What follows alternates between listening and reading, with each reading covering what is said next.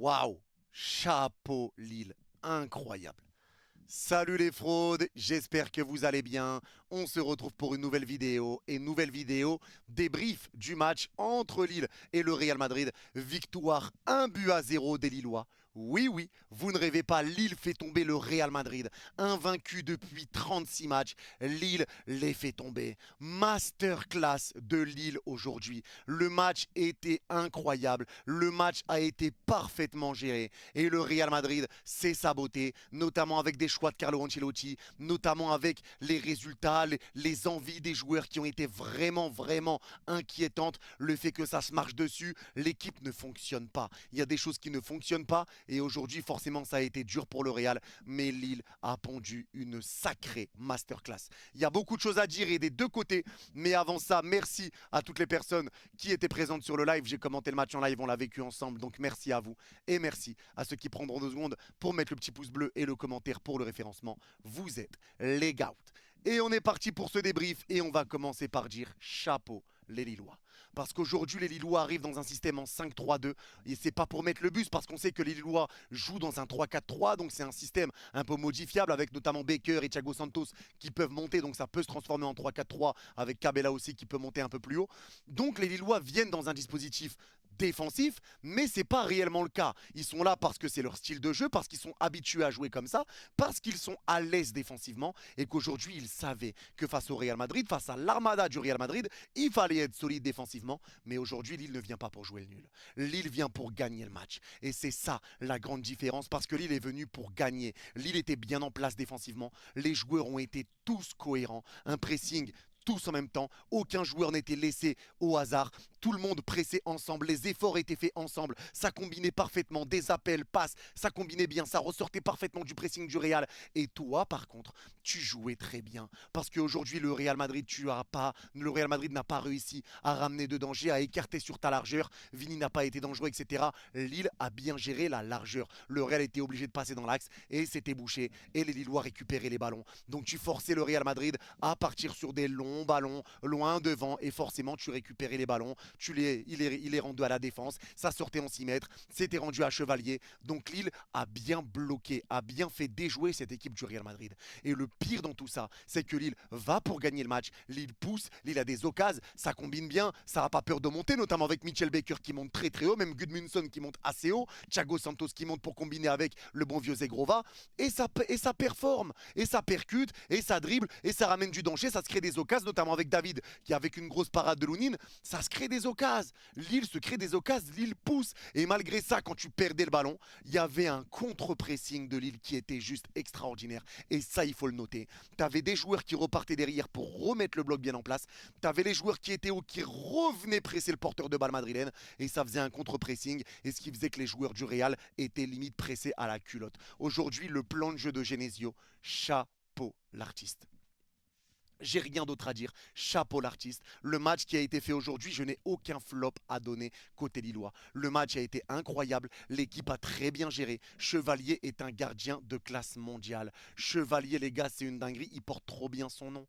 Il porte trop bien son nom. Chevalier. Mais t'es vraiment un chevalier, frérot. T'es vraiment un chevalier. Mais il faut militer pour ce gardien-là au Paris Saint-Germain. Ce gardien est trop fort. Ce gardien est rassurant. Ce gardien fait des parades hyper importantes. Et quand il n'est pas là, c'est sa défense qui est là pour l'aider aussi. Mais quel match des Lillois, quel match héroïque des Lillois. Exceptionnel. Tu es un top gardien, Lucas Chevalier. Tu es un top gardien. Tu as fait un match extraordinaire. Grand respect, grand bravo. Grand respect également à Thiago Santos qui pour moi peut également être l'homme du match. C'est Zegrova qui l'a été. Mais Thiago Santos, que je militais pour avoir au PSG, peut jouer à droite, peut jouer à gauche. Aujourd'hui, Thiago Santos te pond une masterclass. Un sauvetage sur la ligne. Ça monte et ça joue avec Zegrova. Des centres d'excellente qualité de Thiago Santos. Des retours défensifs, des tacles, des bons placements. Il vient aider. Quel joueur! Quel joueur et quel match encore une fois. La défense centrale, j'ai rien à dire. Diakité, Alexandro, Gudmundsson, rien de passé. T'as été solide. Tu récupérais les ballons. T'as même pas été mis plus en danger que ça, mais t'étais solide. Le bon vieux Baker a raté quand même quelques centres, mais il était disponible. On l'a quand même beaucoup vu, le bon vieux Mitchell Baker. Un milieu de terrain exceptionnel avec Boadji, 17 ans. 17 ans. Boadji, les gars, le milieu de terrain de Lille a quand même graillé le milieu de terrain du Real. Avec Valverde, Bellingham et j'en passe, et Kamavinga et Chouameni. Le milieu de terrain lillois aujourd'hui, les gars, Boadji, 17 ans. Boadji, 17 ans, il a perdu un ballon. Il a perdu un ballon, les gars. Un ballon. Lille a trop bien joué. Le plan a été trop bien fait et le Real passe trop à côté de son match. Et devant forcément avec David qui transforme un penalty, avec Zegrova qui a été exceptionnel. Les gars, quelqu'un me l'a dit en live tout à l'heure, mais c'est réel. Aujourd'hui, on aurait dit que c'était Zegrova le Brésilien et pas Vinicius. Zegrova, les gars, c'est trop. Lui aussi pisté par le PSG. Je parle beaucoup du PSG pour des joueurs du LOSC. Désolé, on a envie de vous dépouiller les Lillois. Mais Zegrova, quel joueur. Dribble, vision de jeu, jouer avec les autres, les frappes, les passes. Yeah! Yeah! Je vais parler avec des cris, moi, maintenant. Je vais parler avec des cris. Quel match! Bravo Lille. Bravo parce que c'est une top performance qui est sortie et il ne faut pas la minimiser. Exceptionnel. Bravo Monaco qui est revenu aussi. Bravo Brest. Bravo les équipes françaises. Bravo aux clubs de Ligue 1 qui sont en train de faire des très bonnes performances en Coupe d'Europe. Chapeau l'artiste. Et pour tous ceux qui pleuraient hier, ouin ouin, PSG, Arsenal, là, faut virer Lucho, faut virer Lucho. Et ben voilà, le Bayern perd à Aston Villa. Il faut virer compagnie. Le bon vieux Real Madrid perd aujourd'hui à Lille. Il faut virer Carlo. Même si ça, on va en parler. Les gars, ça arrive de perdre des matchs. Ça arrive de faire des faux pas. Ça arrive. Mais aujourd'hui, Lille a pondu une grande masterclass. Et aujourd'hui, pour le Real Madrid, forcément, le problème qui se pose aujourd'hui, je suis désolé, mais la première chose, c'est Carlo Ancelotti. Carlo, les gars, je ne sais pas ce qu'il se passe dans sa tête.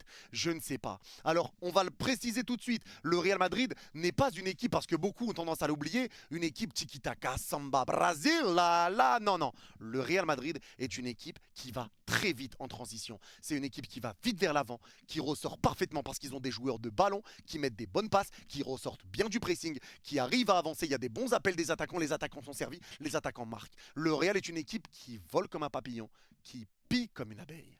Sauf qu'aujourd'hui, l'abeille, elle a le diabète. L'abeille, elle a le diabète. Elle ne pique plus. Elle ne pique plus. Et ça vole plus comme un papillon. Il n'y a plus d'aile sur le papillon. Donc le Real Madrid, aujourd'hui, c'est compliqué. Là, tu es en train de changer tout ton style de jeu. Un Real Madrid qui aime jouer en transition rapide, aujourd'hui c'est un Real Madrid qui ressort tout doucement et qui attend et qui laisse les joueurs adverses se replacer et donc après qui va jouer la baballe. Le Real Madrid est une équipe qui pique dans la profondeur, qui va marquer dans la profondeur. Aujourd'hui, tu n'arrives pas à trouver tes attaquants parce que tes attaquants, du coup, sont pris par les défenseurs. Ils n'ont pas le temps de partir dans la profondeur parce que tu mets trop de temps à sortir le ballon et forcément parce que tes attaquants aussi se marchent un peu dessus. Et forcément également, les gars, aujourd'hui, la composition de Carlo Ancelotti, moi, il y a des choses qu'il faut m'expliquer. Il faut m'expliquer parce qu'aujourd'hui, tu pars sur un 4-4-2 avec Valverde des milieux droits. Valverde milieu droit. Les mecs, avec tout le respect, il faut arrêter 2 secondes. Il faut arrêter. C'est un 4-2-3-1, bref, t'as compris. Mais il faut arrêter avec Valverde milieu droit. Parce qu'aujourd'hui, depuis le début de saison avec le Real Madrid, Valverde est l'un de tes meilleurs joueurs au Real. C'est l'un de tes meilleurs joueurs. Et toi, tu ne trouves rien de mieux dans un milieu de terrain qui a été amputé de Toni Kroos, dans un milieu de terrain qui, sans Toni Kroos, a beaucoup de mal, qui, sans Toni Kroos, n'a pas la maîtrise des matchs, qui, sans Toni Kroos, a du mal à se trouver. Tu as quand même un Valverde qui arrive à faire des bonnes performances au milieu de terrain. Tu trouves rien de mieux à faire que de prendre ce Valverde qui est bon au milieu et qui aide à l'absence de Toni Kroos et le foutre à droite. Mais on va où là? Mais on va où? Mais Carlo, à un moment donné, moi je comprends que les gens commencent à tomber dessus. Je comprends que ça commence à tomber sur Carlo. Mais malheureusement, les gars, il faut comprendre aussi quelque chose. Il ne faut pas oublier la saison dernière que le Real Madrid gagne beaucoup. N'oubliez pas tous les buts de Jude Bellingham en début de saison. Le Real Madrid gagne beaucoup en fin de match. Dans les dernières secondes, je me rappelle des têtes de Rudiger, des buts de Bellingham. Le Real gagne beaucoup ses matchs sur les fins de match. Le problème, c'est qu'aujourd'hui, tu es au mois d'octobre. Tu as déjà 3 matchs nuls, une défaite pour le Real Madrid. Donc forcément que ça va quitter le train Carlo Ancelotti. Maintenant, ce que je veux dire, c'est que Carlo Ancelotti n'a jamais, entre guillemets, ramené vraiment un jeu extraordinaire avec le Real. Ça n'a jamais été un Real Madrid qui jouait, tiki-taka, truc. Non. C'était un Real Madrid diablement efficace. Sauf qu'aujourd'hui, malheureusement, tout est déséquilibré. Tu n'as plus de repères au milieu de terrain. Tu n'as plus de maîtrise au milieu de terrain. Ta défense, tu la sens un petit peu touchée. On dirait qu'ils ne savent pas où se placer. Tu as tes attaquants qui se marchent un peu dessus. Tes attaquants qui ont du mal à être servis parce que ça part pas dans la profondeur, parce que maintenant forcément les joueurs, les équipes adverses t'attendent et ça joue un petit peu plus bas. Et donc, tu as du mal à partir en transition rapide. Et forcément, tu n'as plus Toni Kroos. Parce que Toni Kroos, je le répète et je le répète et je le répète, mais cette absence est monstrueuse. Et tu le ressens encore aujourd'hui. Parce qu'aujourd'hui, le Real Madrid, c'est le match le plus cataclysmique de la saison. Tu passes trop à côté. Parce que sur la première mi-temps, mis à part Bellingham, mis à part Camavinga, mis à part Lunin, il n'y a personne qui sort la tête de l'eau. Il n'y a personne qui sort la tête de l'eau. Il n'y a personne. Et encore, Kamavinga te donne le penalty. Donc forcément, Kamavinga, ça entache un peu son match. C'est une erreur, certes. Mais en tout cas, Kamavinga fait son match aujourd'hui. Et c'est là où je le dis, même si offensivement, ça a été compliqué, Bellingham, Kamavinga, volume de jeu exceptionnel au milieu de terrain. Exceptionnel. Ils étaient là pour venir défendre. Ils étaient là pour récupérer des ballons, pour mettre du pressing. Mais malheureusement, tu n'es pas accompagné. Qu'est-ce que tu veux faire? Qu'est-ce que tu veux faire aujourd'hui avec un Vinicius qui est abondamment mauvais aujourd'hui, qui n'a pas de percussion, qui n'est pas trouvé, qui n'arrive pas à percuter sur son côté gauche? Il n'y a rien, il n'y a rien. C'était compliqué pour Vini, très bien défendu par Lille, mais t'arrivais pas à trouver des solutions. Valverde à droite, qu'est-ce qu'il a apporté? Il est redevenu bon quand tu l'as remis au milieu de terrain. Mais Valverde se battait, Valverde était un battant, mais tu le mets à droite, qu'est-ce que tu veux faire? Face à une équipe lilloise qui est assez bas, qu'est-ce que tu veux faire? Hendrick qui doit peser sur les défenses, mais Hendrick n'a pas encore le niveau pour peser sur une défense aussi bien en place des Lillois. Là, c'est compliqué, même si Hendrick a eu quelques situations, mais Hendrick, tu l'as pas trouvé. Hendrick, t'as pas réussi à l'alerter. Ton milieu de terrain, comme Kamavinga fait son match, Bellingham fait son match, mais tu as du mal à aller vers l'avant. T'as du mal à aller vers l'avant. Et du coup, tu as un Tchouaméni encore une fois qui est ignoble. Un Tchouaméni encore qui est immonde. Le problème, c'est qu'il n'y a pas de jeu dans ce Real Madrid. Il n'y a pas de jeu. Il n'y a rien qui va. Les joueurs, on dirait, ne se connaissent plus. Que cette équipe a explosé. Que tu as pris un sac, que tu as secoué. Et bam, la nouvelle équipe du Real est là. Et là, c'est compliqué. Il n'y a plus rien dans cette équipe. Cette équipe du Real Madrid ne fonctionne plus. Et là, tu vas rentrer dans des matchs importants aussi. Parce que tu vas taper Villarreal. Derrière, c'est la trêve. Tu as un autre match de Liga. Et après, tu vas aller taper le Borussia Dortmund. Tu vas rentrer dans des matchs importants là. Tu vas rentrer dans des matchs importants.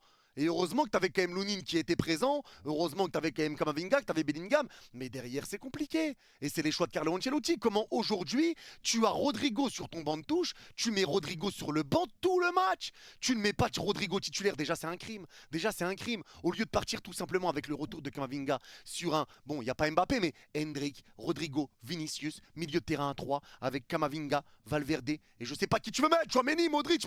Mais fais quelque chose. Fais quelque chose. Comment tu mets Rodrigo, qui est l'un de tes meilleurs attaquants? Cette saison, tu le mets sur le banc, si ce n'est le meilleur. Tu le mets sur le banc. Tu le mets sur le banc. Et le pire dans tout ça, c'est qu'il ne rentre même pas. Tu ne le rentres même pas alors que tu es mené. Tu ne rentres même pas, Rodrigo. Pourquoi ça a lui de payer les pots cassés? Parce qu'il n'a pas les followers de Vini, parce qu'il n'a pas la cote d'Mbappé. À un moment donné, il faut arrêter. T'es bon, tu vas jouer. Si t'es bon, tu vas jouer. Attention, il est AD. Lui, il est meilleur, c'est lui, il va jouer. Et si lui est attention, la concurrence. Si lui, il est meilleur, et toi, t'es énervé, c'est normal. Mais si lui, il est meilleur, attention, c'est lui, il va jouer. Tout simplement. Tout simplement. À un moment donné, il faut arrêter. Rodrigo doit jouer ses matchs. Rodrigo doit être là. Et là, il y a un déséquilibre ignoble sur le Real Madrid. Et aujourd'hui, encore une fois, tu l'as vu. Parce que comme tu avais du mal à trouver tes attaquants, et ben aujourd'hui, la stratégie du Real, pas de jeu en transition rapide, pas d'appel en profondeur du coup des attaquants parce que la défense avait le temps de se replacer. Donc, tu n'utilises pas le point fort de tes attaquants, c'est-à-dire la profondeur. Tu n'utilises pas tes qualités, c'est-à-dire le jeu en transition rapide. Aujourd'hui, tu ressors. Quand tu arrives à ressortir du pressing, tu joues à la baballe. Et d'un coup, tu mets un ballon en profondeur, un ballon dégagé. Alors ça peut être des bons ballons, hein, parfois de Rudiger ou autre. Tu mets un long ballon loin devant. Et bonne nuit. Bonne nuit, on essaye de mettre un long ballon devant. Allez, essayez de l'attraper. Et les cours essayent de l'avoir. Mais vous avez pété les plombs, quoi. Les gars, sur certaines phases de jeu, je l'ai dit et je le répète et je maintiens. Aujourd'hui, le match du Real Madrid, j'ai eu l'impression de revoir certains matchs de l'Algérie. Quand on garde la balle au milieu de terrain, qu'on met des longues chandelles, qu'on les met en 6 mètres en touche. J'ai eu l'impression de voir un match de l'Algérie. Mais comment tu peux être aussi mauvais dans ce match ce soir? Comment Lille est très fort, c'est une très belle équipe, mérite sa victoire totalement. Lille est dur à jouer à domicile. Lille fait une top performance. Mais ce n'est pas normal le match que fait le Real Madrid. Ce n'est pas normal. Et encore une fois, ça a été très bien dit par Lounine justement en conférence de presse. Tu dois te réveiller très vite. Très vite parce que tu n'as pas le temps. Tu n'as pas le temps de régler les problèmes. Les problèmes, tu dois les régler tout de suite parce que les matchs vont s'enchaîner. Et là, tu vas rentrer dans des matchs importants. La Liga, moindre erreur, le Barça va te soulever. Ligue des Champions, moindre erreur, il y a 1 million d'équipes derrière qui vont te soulever. T'as pas le choix. Va falloir te réveiller. Va falloir te lever. Parce qu'aujourd'hui, tu passes totalement à côté. Pareil pour Ferland Mendy. Ferland Mendy, Fran Garcia sur le côté gauche. Ça a été catastrophique aujourd'hui. C'est Ferland Mendy qui fait la faute pour le coup franc qui ramène le but avec la main de Kamavinga et le penalty. La défense centrale, je ne l'ai pas senti serein. Militao, ça a été très mauvais aujourd'hui. Rudiger, pas hyper à l'aise. C'était trop bizarre. C'était trop bizarre. Il y avait une sensation trop bizarre autour de cette équipe du Real Madrid. C'était compliqué. Et la seule chose à dire, c'est qu'au final, tu passes à côté de ton match. Lille t'a fait déjouer également. Lille t'a marché dessus. Lille t'a éteint. T'as forcément sorti un peu la tête de l'eau sur les derniers moments quand Lille commençait à reculer pour essayer de garder le 1-0. Et toi, t'as eu des occasions. Mais encore une fois, t'es tombé sur un énorme Lucas Chevalier. Lucas Chevalier qui a fait des parades, les gars, avec son épée, avec son bouclier. Suis-je le gardien de mon frère? C'est Sefiou, les gars. C'est une dinguerie. Chevalier te fait un match de porc. Mais l'équipe lilloise a fait un match extraordinaire. Bravo Lille.